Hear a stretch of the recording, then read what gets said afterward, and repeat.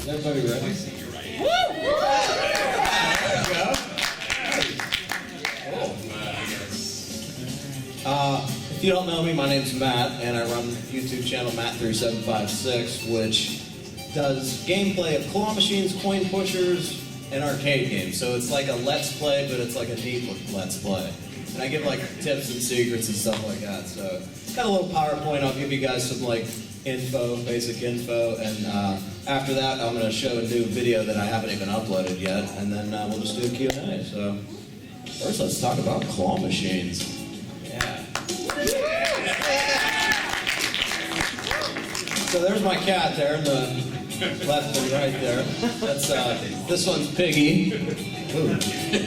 Piggy, I put her in the little nut. She was actually loving it. That was pretty cool. And there's a little goober right there. And, this was actually my first machine that I had here. This is what started my channel.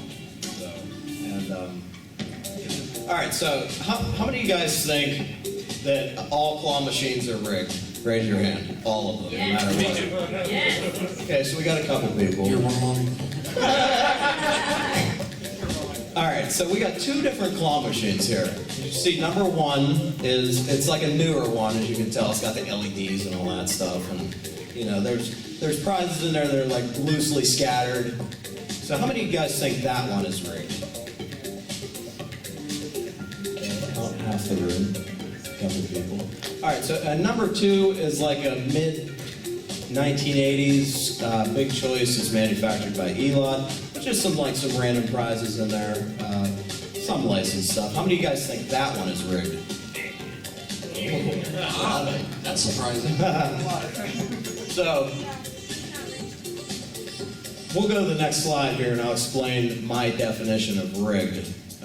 But actually, number two is the one that is not rigged. It can't really be rigged because the technology inside the machine only allows the operator to adjust the strength. And once they set the strength, that's it.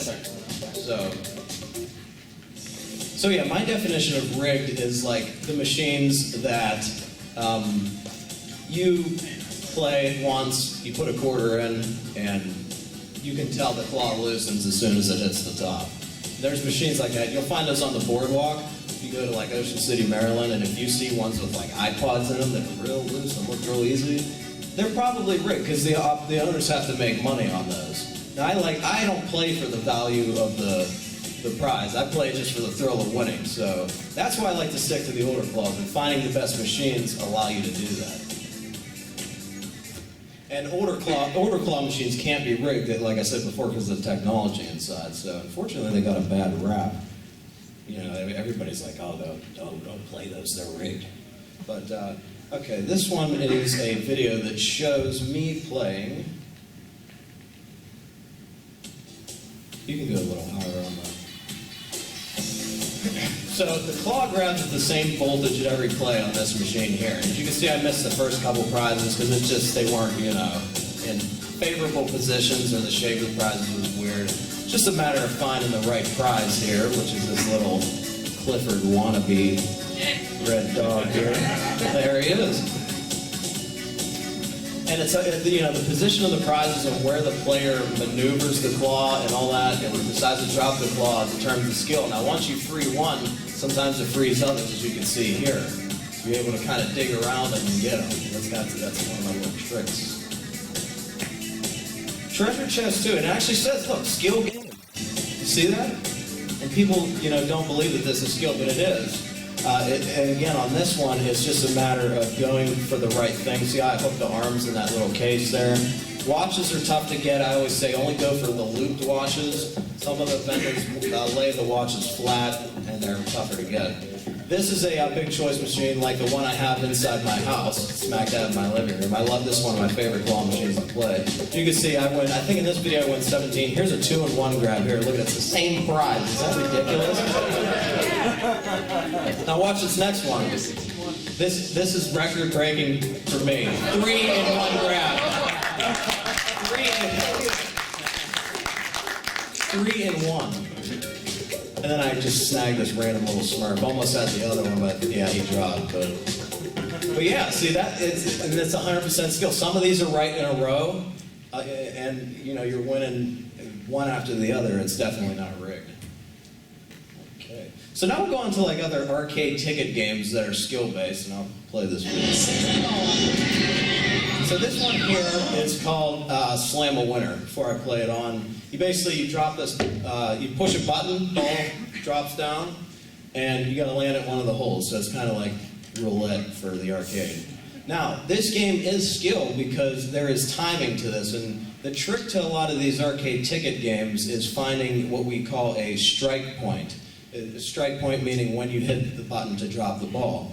Once you figure out the strike point to a lot of these games, then you can have an advantage over it, as you'll see here. I do slow it down.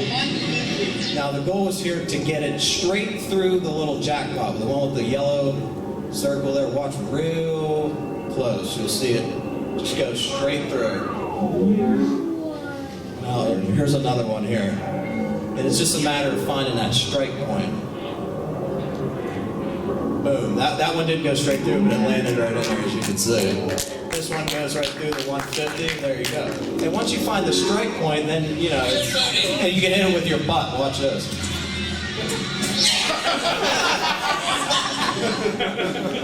Instant replay. Zero, by the way, I swear. That wasn't with you. I watched that. How many quarters a day? This one is called Quick Drop. This is a newer game here. And this is at Dave & Buster's. I actually have a guy, I'm going to give him a shout out because he's cool. His name's Mewtwo Struck Back. He's like on Reddit, and he is like insane at all these games. He's actually taught me some of these games. And what we do is we kind of, when they got this Quick Drop game, we kind of, figured it out to see if it was rigged or if it was skill. This one here is actually skill, but there's a certain way you have to do it. There's 50 balls you have to drop in the buckets before the timer runs out. And there's a certain way you have to do it. If you just do like one or two at a time, the timer's going to run out, and you're not going to get the jackpot. But in this one, as I'll show in the video here, you have to do, every bucket has to do 4, and there's 2 buckets that have to do 5. And see, the average person wouldn't be able to figure that out. And 5 is tough, but you'll see here. So I'm doing 4 and 4. And again, this one is just getting that strike point now, just like the Slam a Winner game. 5. I think that was another 5. Yep. And there it is. And you win 500 tickets every time you hit this arcade.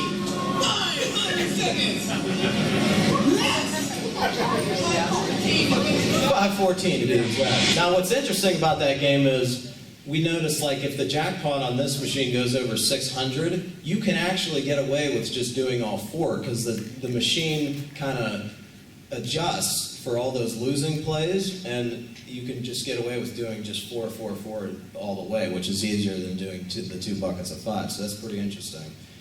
This one here is called Tower of Tickets. It's a prize arm game. You guys probably seen these at like boardwalks and stuff. Well, this one actually gives you tickets. So whatever number is on here, that's the ticket value you get. You see here, it's again just finding that strike point on when to move that arm. I only go for the ones that are closest to the little white little arm that's like right here. That's your best chance of snagging these amounts. So we'll play this and do some Yes! 500 tickets. Come on, second try! I don't believe this! Wow, that was quick!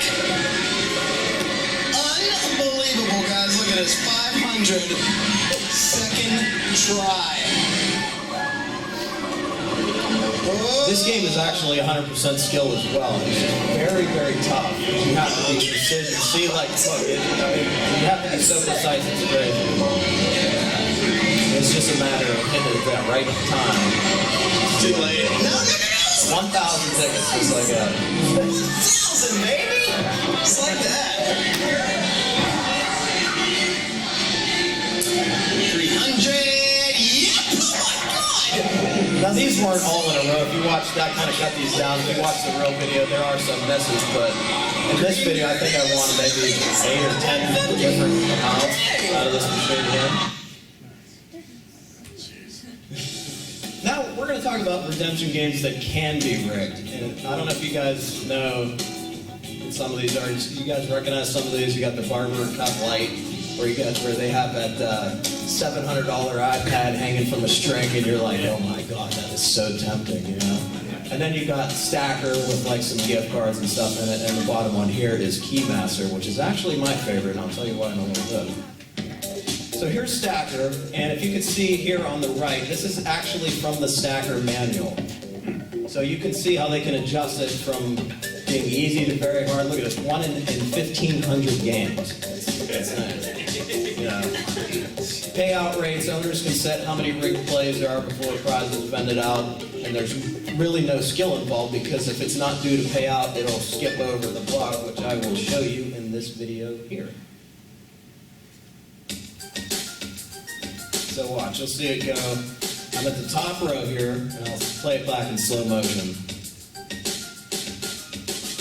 See how it kind of jumped there? The next one is actually, gives you a better, after this one, gives you a better idea of how it skips. Now here I'm at the major prize again.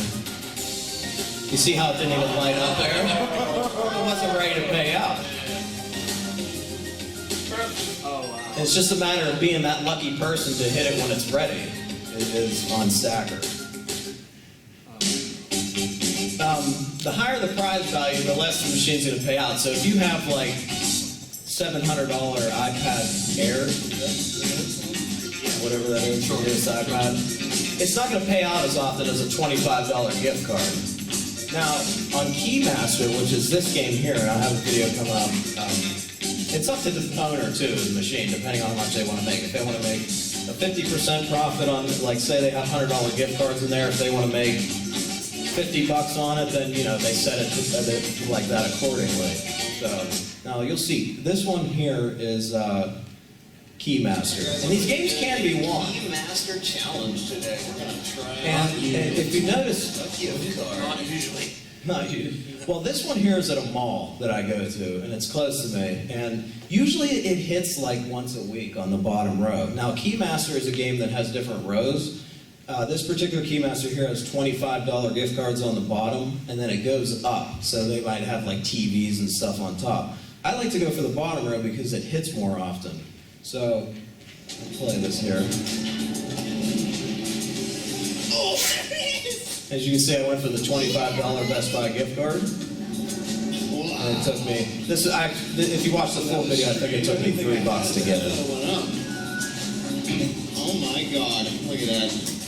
$3. And I snagged a Best Buy $25 gift card. Now, this is the same machine. I came back 5 days later.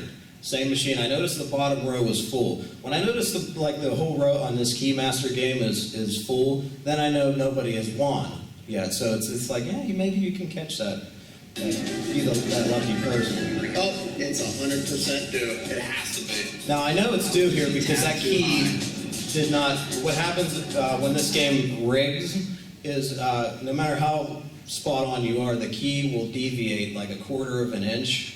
Not many people would see it, but you can kind of tell when you let go of the button, the key will deviate 1/4 of an inch, so you miss it.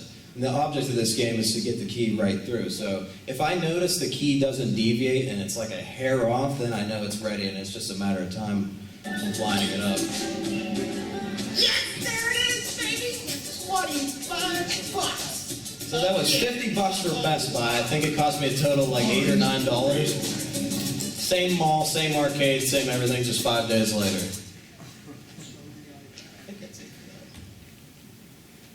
And then my channel actually started branching out to carnival games, so those impossible carnival games that you see. And it was just a matter of practice. And these games can be beat. And and my main thing for these games is just to try different techniques. That's what I did. You know, maybe take a step back if you're throwing too far. This one here is, this one's probably like one of the most impossible games there are. So my trick was to go for the ones that were up front. Unbelievable!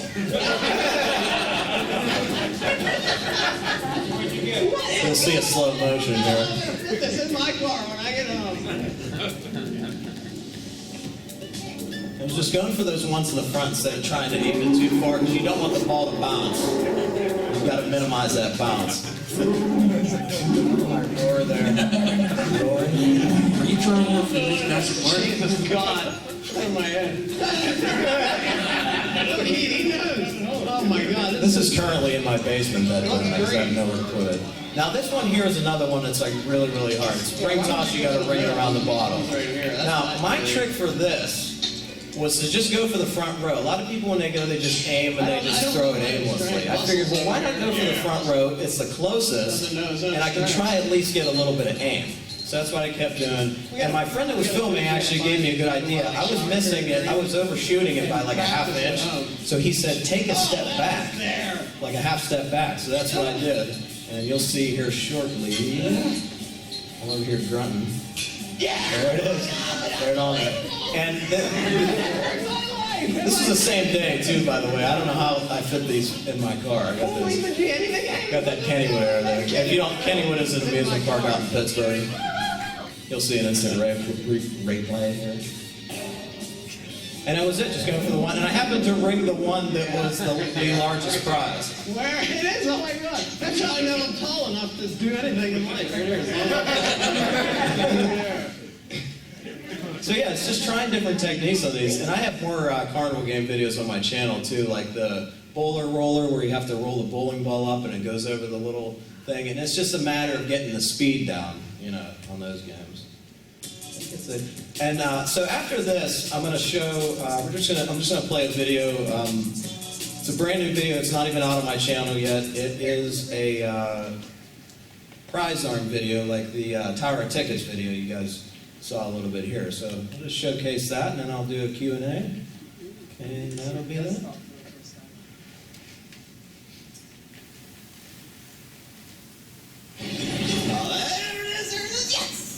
So now this is at Dave & Buster's here. Hello, Goobers. I'm at the arcade today. I'm going to be doing a video on Tower of Tickets. This is a different one. This one's actually at Dave & Buster's. We are going to see if we can hit that 1,000 right there. That one's on the end. Now if you notice, I'm going for the 1,000 that's closest to that white arm there. The ones that are in the center are too hard to get to time. I want to go for the ones that are really close to the end.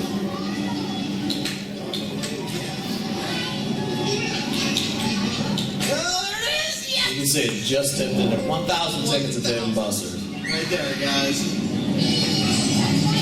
Like I said, you have to be so precise on this, it's not even funny. There it is. So it registers 1,000, and then when it's done counting the tickets, it'll just... So this is like a newer model of this game. Not it back in, and it actually... If you remember from the first one, you actually collected the little cone things and had to redeem them. Now they made the game where it just auto-bends up, which is nice because you can just keep winning. Otherwise, once you redeemed them, the arcade that I played at didn't fill it up till the next day. So if I won 1,000, then that was it. We get a 750. Nice. And this is another one of those games, like I said, just finding that strike point. They're both in the center right now. I'm going to try again for that 750, though. There it is! Alright, we were...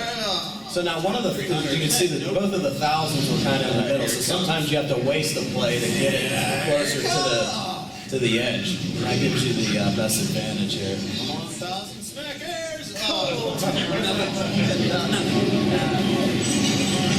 There it is! Again!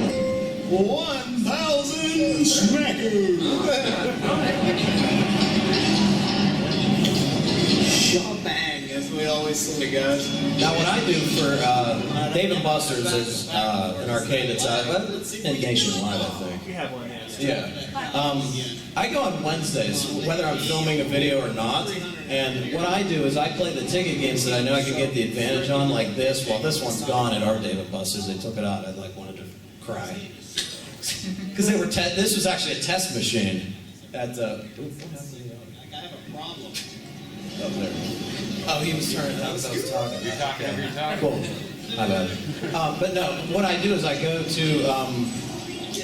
here on Wednesdays because it's half price day, and that's the day that you can get your money's worth, you know, for the best value for your money. So I go, you know, even if I'm not filming a video, look how close that was. That's ridiculous.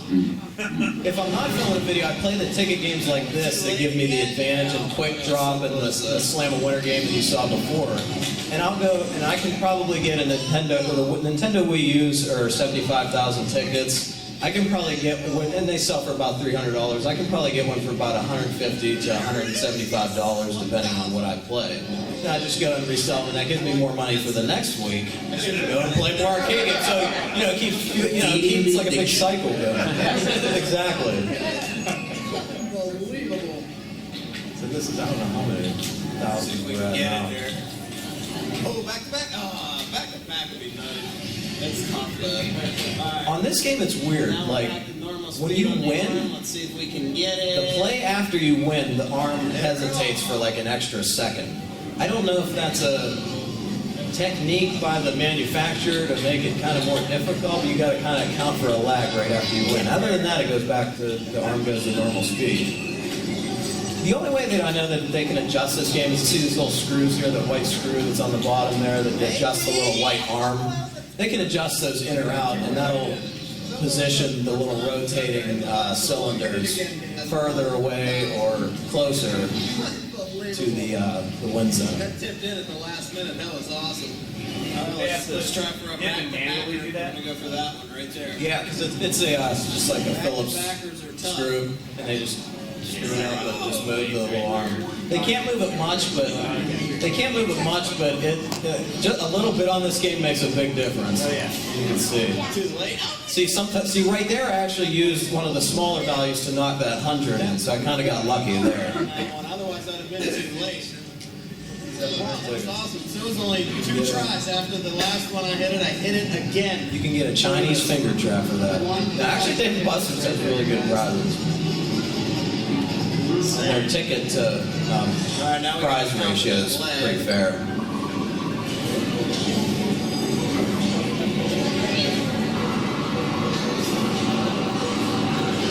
Too late? Yeah, way late on that one.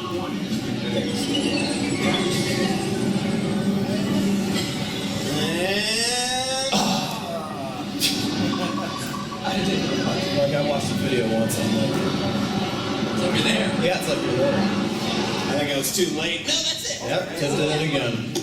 That is 67.50. Such an odd number. That's 750. That was about 3 or 4 tries only after my last one. So I was only, like I said, there were three tries after my last win, hit another 1,000 tickets. See if we can get Just a back time to it. backer. Back to back.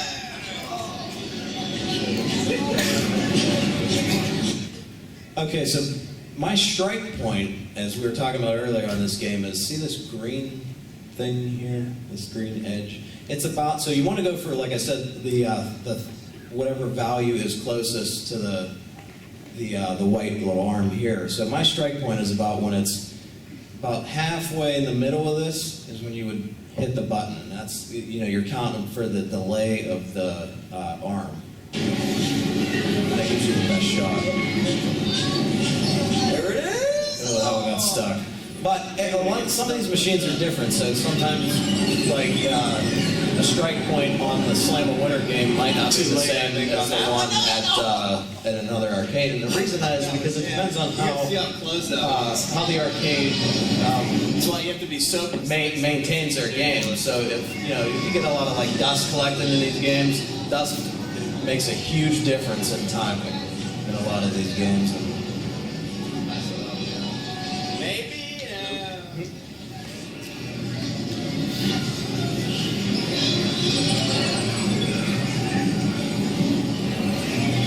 There it is. Oh, too I early. hate when it gets stuck like that. Oh, a little trick for sometimes the arm gets stuck and it holds it there for a second. My little trick is to give it a little tap like that. And then that little vibration will kind of just move it a little bit and knock it in. I don't think I do it in this one. Yeah, whoever designed this game is really smart. I mean, you got to be so precise. It's crazy, but it is possible as you've seen here. Oh, there it is! Yes! Got stuck, but it went in. I have spent so much money on this game. It's sickening. All right, can we get it back to back? How much is each one? Too good to be true. That's tough because Dave & Buster's has a point system. I would say it's about maybe 35 cents on half price day. That's if you're buying the $100 values at Dave & Buster's. Because Because if you buy the $100, it gives you more chips for your money per dollar.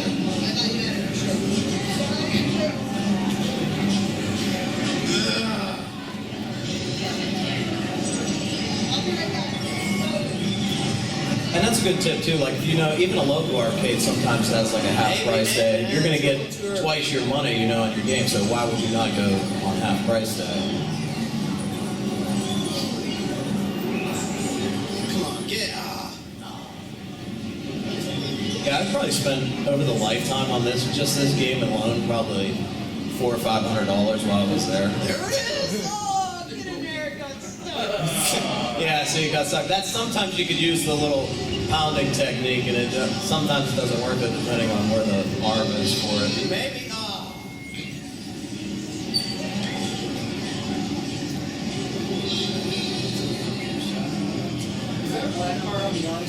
There it is. Yeah, I think it does actually. Yeah, and before that arm, the little black part on the arm was actually touching the glass, but they raised it up because what would happen is it would get stuck like on the edge and it would like shoot back. So I don't know why the manufacturer of the game would make it touch all the way down, but it's not necessary. Right there, folks. That was awesome. Yeah, see, that one just tipped in there, so you got to be so precise. 1,000 tickets again. Alright, guys, that was Tower of Tickets, the Dave & Buster's version, hitting thousands It's not there anymore. 750s, and that's how you do it. It is a skill game, but it's just very, very difficult. Like and subscribe for claw machine videos, arcade games, point pushers, and more every single week. And thanks for watching. Don't be a goober. Click that subscribe button so you don't miss any of my future videos.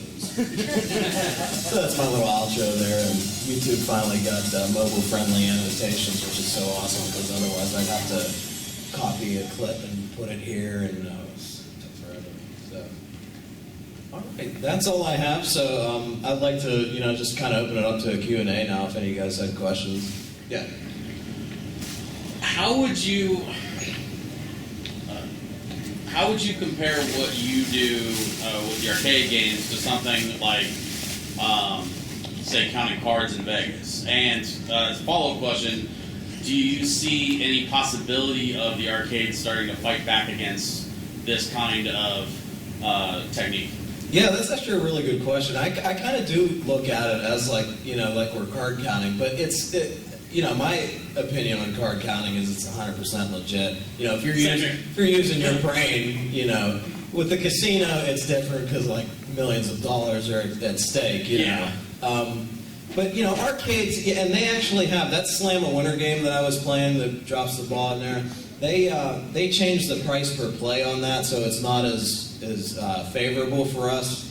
And I think that was because of us, too. Because we have like a small group at Dave & Buster's that go like almost every Wednesday. That Mike kid that I was telling you about, his name is Mewtwo, struck back on Reddit, and YouTube, too, I think. He is there every Wednesday, and he does not leave until he gets 100,000 tickets. 100,000 tickets.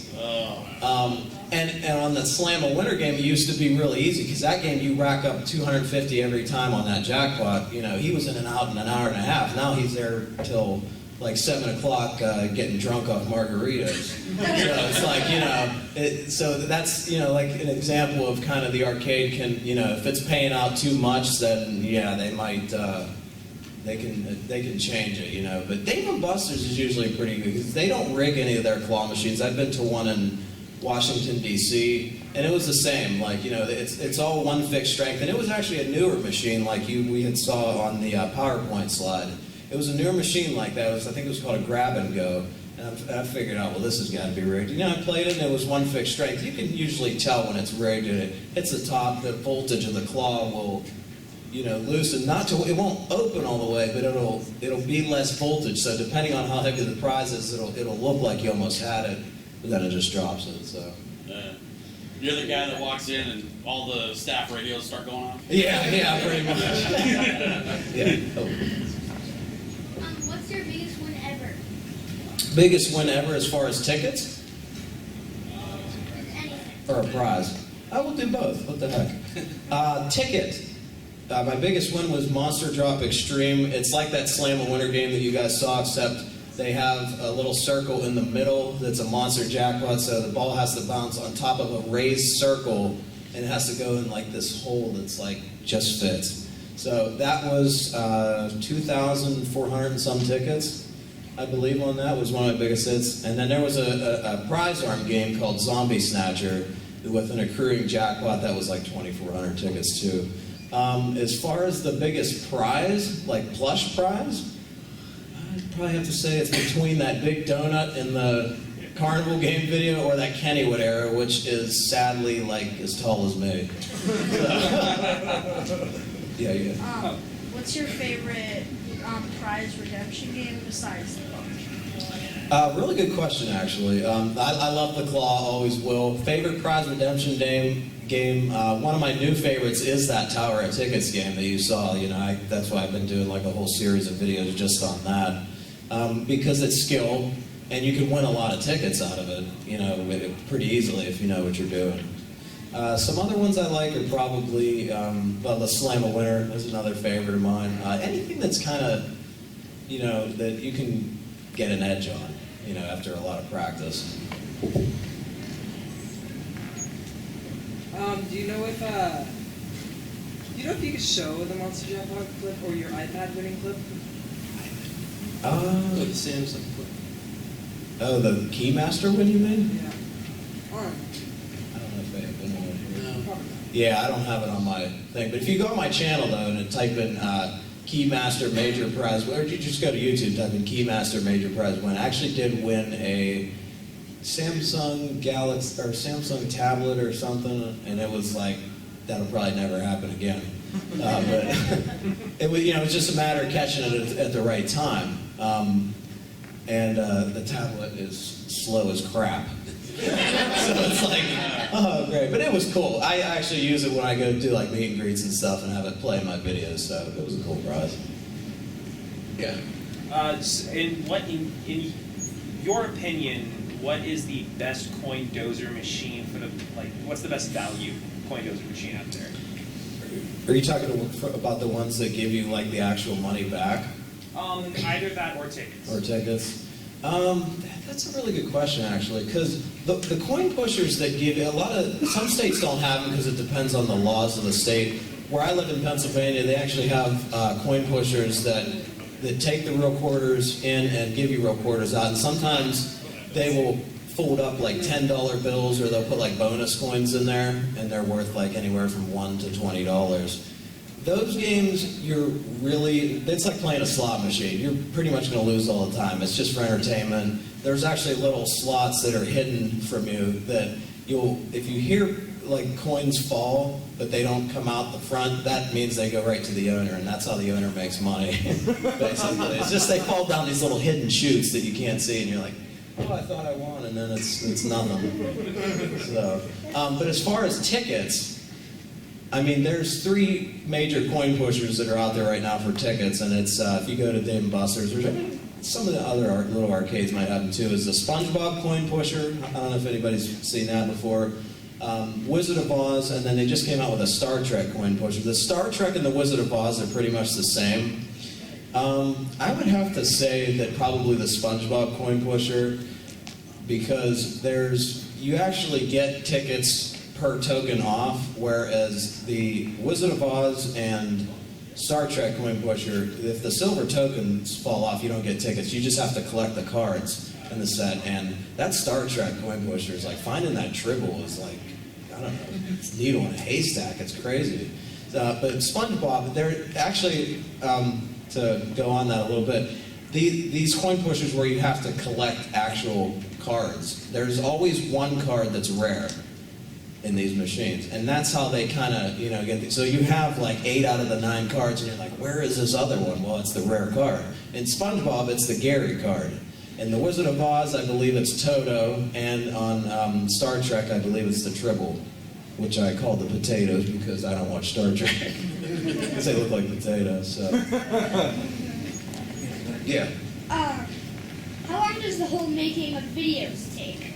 It depends, because unlike a lot of like Let's Play gamers that they're just recording from their computer or whatever, we actually have to go out. I should have introduced you. God, I didn't even introduce you. This is my camera guy, Zach. Yeah,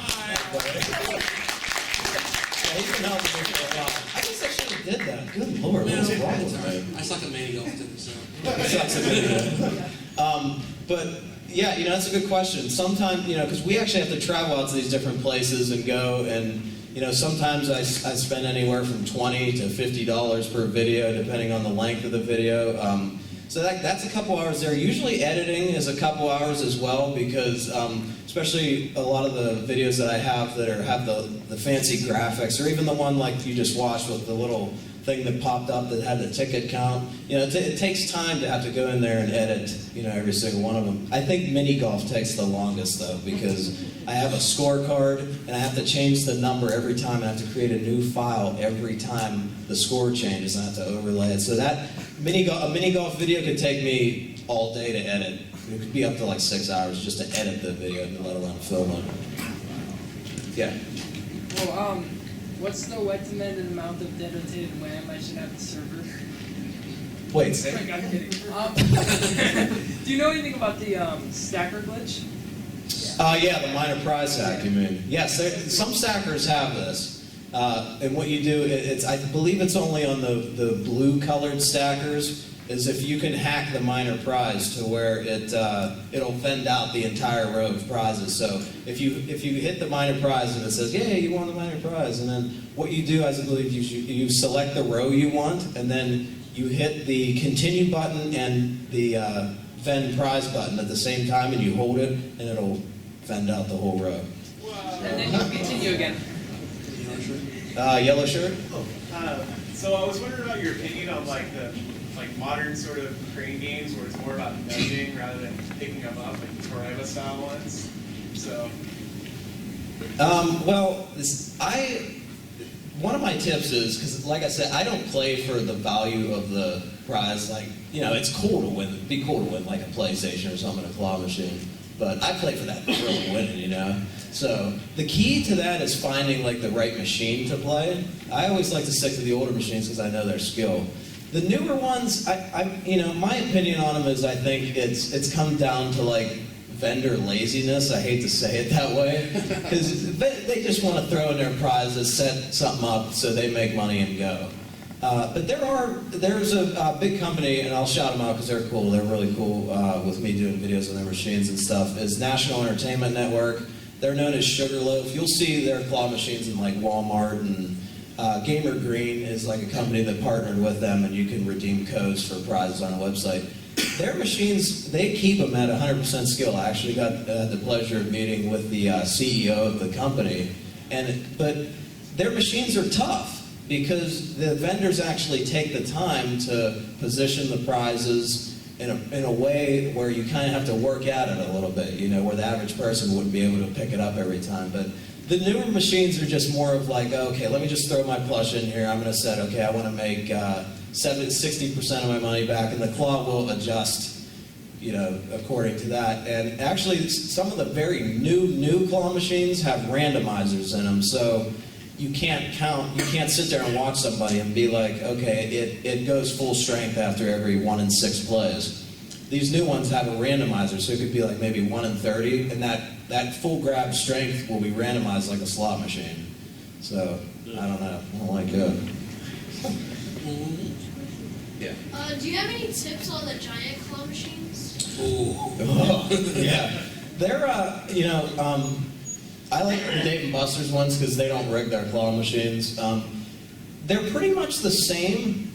It's just a bigger scale, obviously. Now, the giant claw machines usually don't make a full. The claw doesn't have like an overbite, or if you notice when the claw closes, there's like an opening there. So if you're trying to go for like a snake, for example, which is probably like this thin, it's likely going to slip through. So, but if you go for like a bigger prize, like a big teddy bear or something, you can get the arms to cradle it.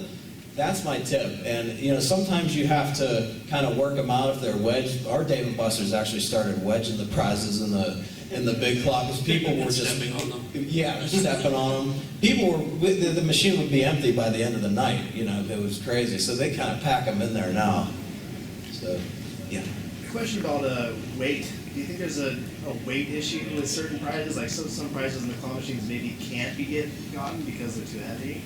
It's kind of a little scammy. Yeah, that weight is definitely really important whether a machine is rigged or not.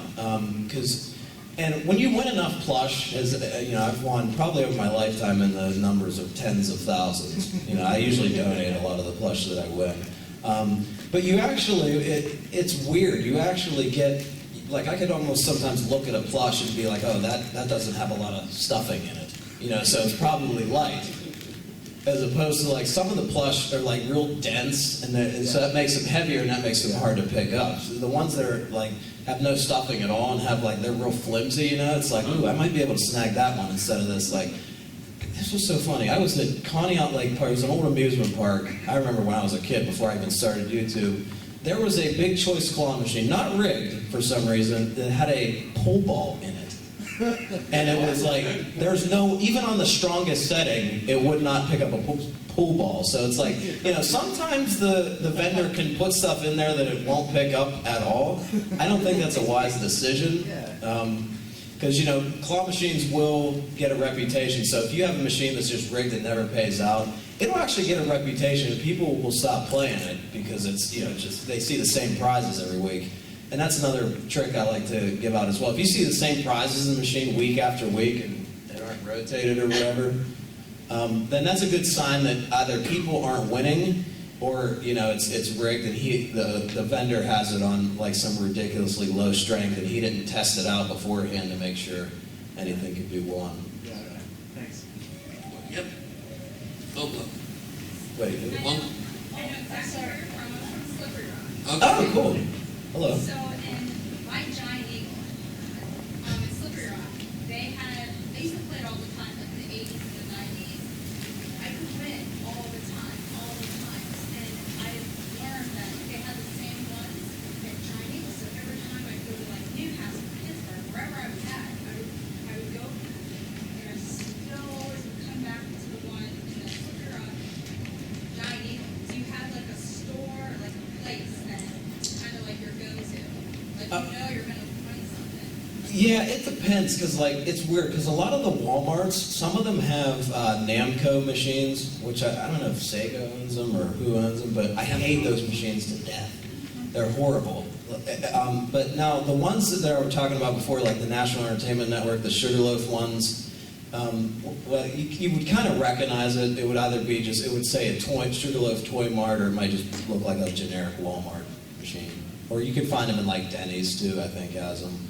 So you know, it's a matter of just finding the location, but sometimes they change them out too. So, you know, they might change, they might have a machine that was skill and they replace it with something that's not skill. But yeah, I mean, it's a matter of just finding like a certain place, you know, it might have that same machine, and if you play it enough, you actually get the feel for it. Because I actually bought my own full-size machine. I have a mid-'80s big choice claw machine smack dab in my living room. So after playing it for so long, I can go to Dave & Buster's and play their same one, even though it's a 3-tier. It's the same components, it's the same strength adjuster and everything. So I can go there and it's like I'm playing my machine at home. I know how the claw's going to spin and how it's going to grab and all that stuff. So.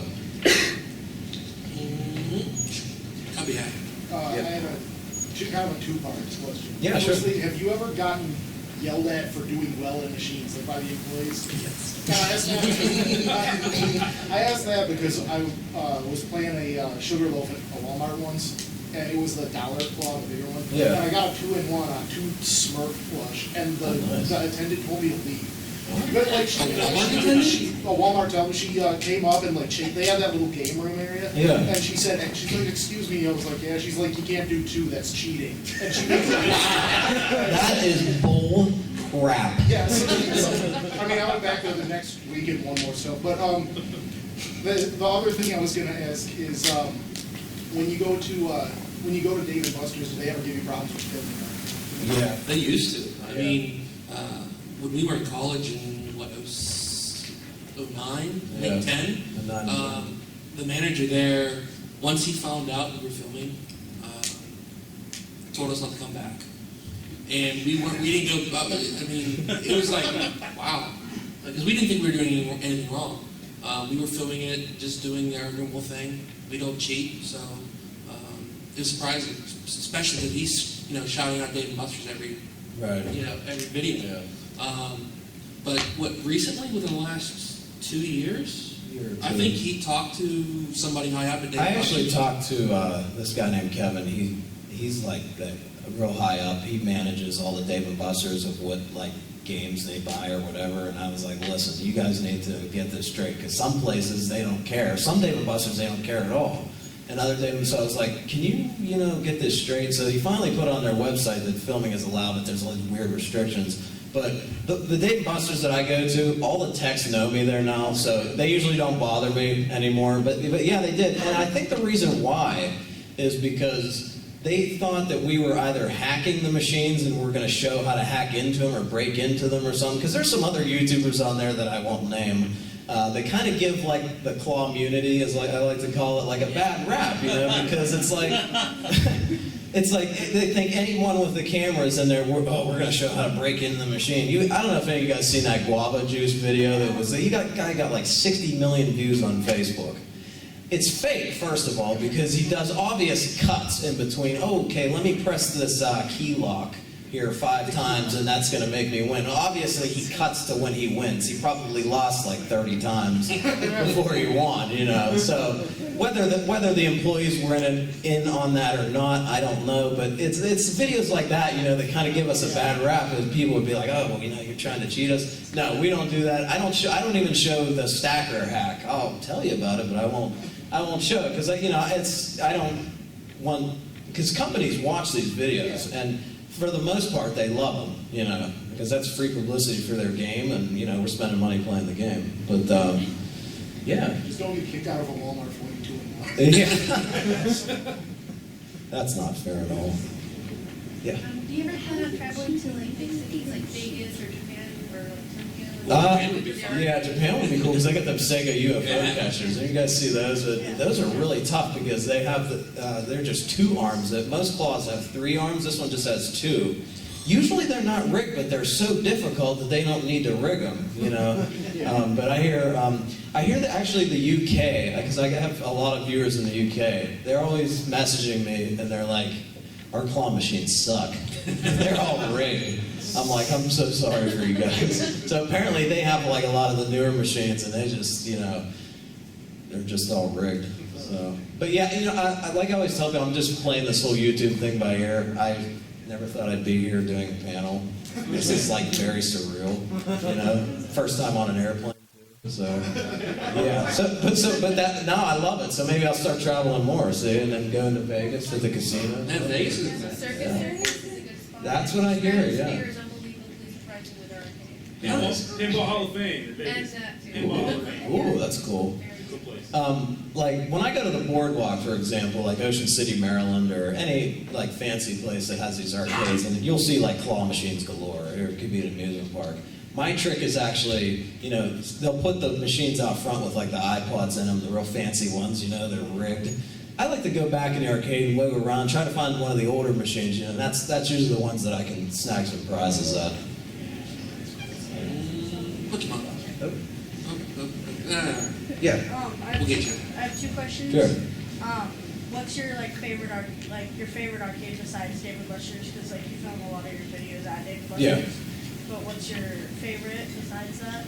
And then my second question is what's your favorite claw machine? Good questions.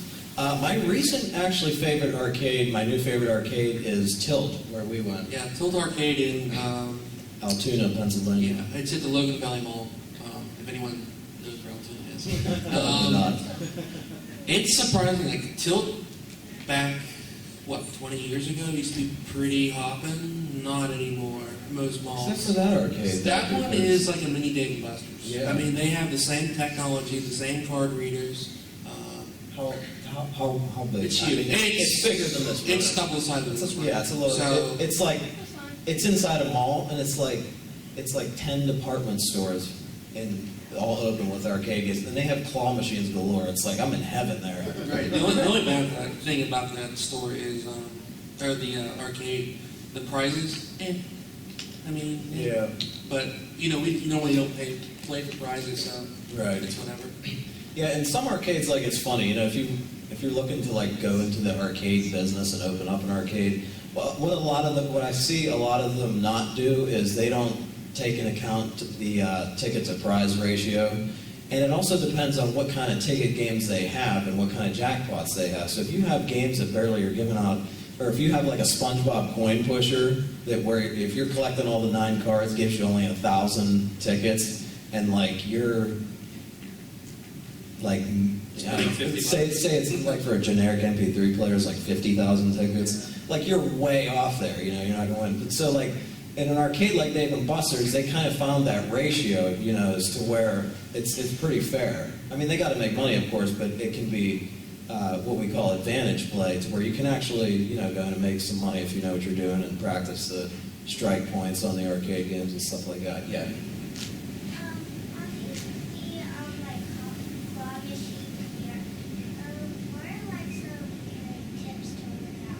The one here?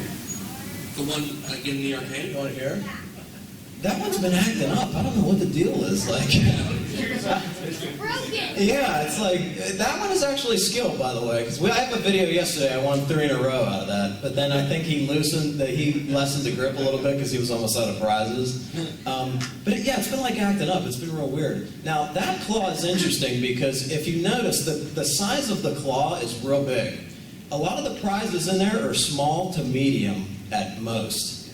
And the problem with that is it doesn't have to be rigged. Is if you have like a small teddy bear that grabs it, what's going to happen is it's going to tip out one of the sides of the claw. And that's why it's extra tough. So you kind of want to snag, like you want to go for the bigger prizes in that machine if you want a chance at, I mean, the smaller prizes are possible in there, but you have to be like dead on, or it has to be really close to the prize chute to where maybe it picks it up and when it hits the top, it might luckily fling it in there. But that's an interesting point because you don't even have to rig a claw machine, but you can still make it very difficult with the size of the claw and the size of the prizes.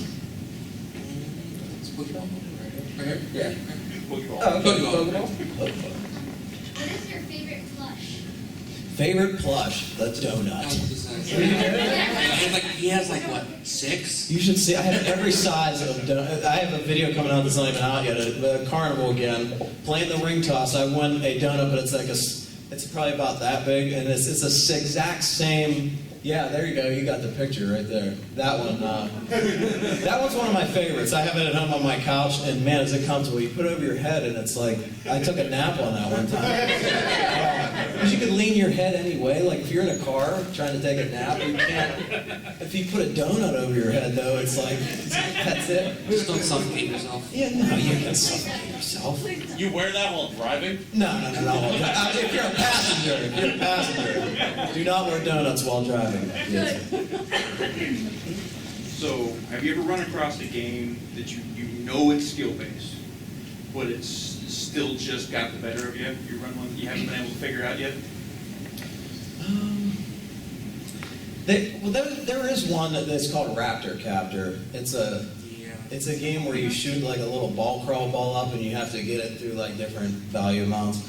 And like usually the top award in that is 500, but it's like the circle is like just as big as this ball crawl ball. And the problem is about the ball crawl balls is they're not heavy, so they're gonna bounce and it's really tough. So that game is like really, it's not really a good game to advantage play on because it's random. It's so difficult. And Tower of Tickets at first, that video you just saw, it took a long time to kind of get that down pat. And there's still some days where I might go and play 12, 15 plays before I win anything. So that game varies as well. So there's a question. We keep going back to how the older ones aren't rigged, the newer ones more often are. What's going to happen when those old ones are too old to be around anymore? Is there a company that's making machines now that aren't rigged? Well, your little diamond is. I mean, his little diamond is what, 1500 driven. right? Yeah, but it can be rigged. But it's an older style of rigged. There's two different ones. I have a little claw machine. It's like 3 feet tall. I can put it in the back of my Kia Soul. It's awesome. I take it to like meet and greets. How it works on that is, I'll try to explain it to give you a visual. So it's a potentiometer. There's 3 little knobs inside that control the voltage of the claw. And there's actually a voltage meter in there. It goes from 0 to 50, 50 being the most, obviously. And the first little knob controls how strong the claw is when you drop it, and it goes, and that's the first one. A lot of vendors usually set that really high, because it'll clamp the prize. Right. The second one is the voltage that it goes to when it's at the top.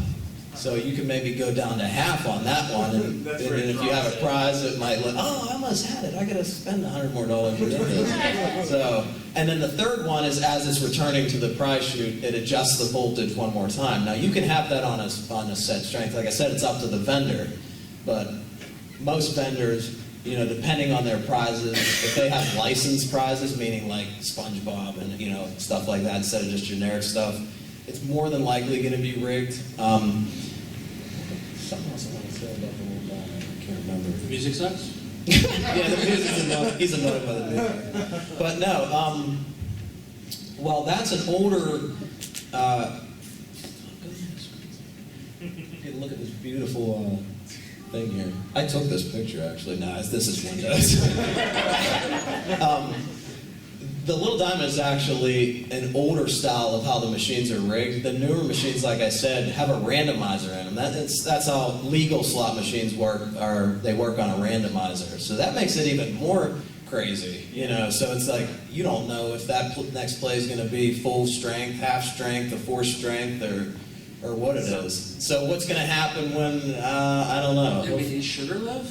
I mean, they're pretty. Yeah, well, yeah, Sugarloaf. That's. I still think there's going to be some companies out there that have the skill-based one. Like I said, Sugarloaf, which is now a National Entertainment Network, they have the claw machines like in the Walmarts and stuff, and Denny's and Steak and Shake. I don't know if they have Steak and Shake out here. We have Sugarloaf machines, Yeah. They stay 100% skill, and that's kind of their thing. They want to keep it fair, and they have licensed stuff in there, but like I said, it's usually pretty big stuff, so you got to get all 3 arms of the claw as far around the prize as you can before it starts to go back up. That's like my #1 tip. But like I was saying before, they have to, they have vendors that go and stock these things, and they're trained how to position the prizes, and they do the stadium style stacking, and sometimes it's just a matter of catching the machine at the right time. There's a really old video on my channel that I filmed on my flip phone. Literally, I filmed it was like a potato quality. It was horrible. But I won 5 prizes in one try because the claw machine was so stacked up in the back that I was like, okay, well, I'm going to maneuver the claw behind these prizes and pull them forward, and they kind of just tumbled in, so.